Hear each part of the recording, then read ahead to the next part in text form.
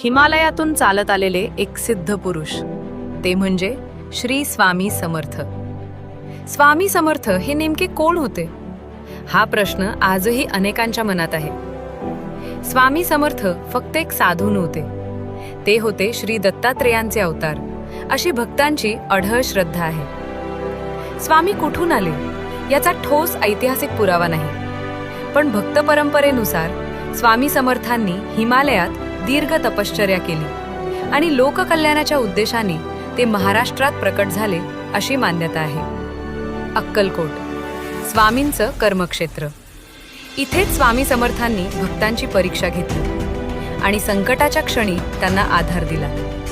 कधी रागीट, कधी प्रेमळ, कधी पूर्ण मौनात, तर कधी बालकासारखे निरागस. पण त्यांच्या प्रत्येक रूपामागे एकच उद्देश होता, भक्ताचं कल्याण. स्वामी समर्थ नेहमी म्हणतात, मी काही करत नाही, हे सगळं दत्तगुरूंचं कार्य आहे.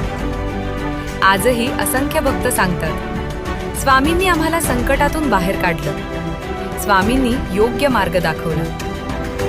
स्वामींचं एक वाक्य आजही असंख्य जीवांना आधार देतं, भिऊ नकोस, मी तुझ्या पाठीशी आहे.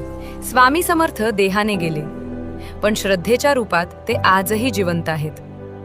जर मनात श्रद्धा असेल तर स्वामी समर्थ नक्कीच तुमच्या सोबत आहेत. जय जय स्वामी समर्थ.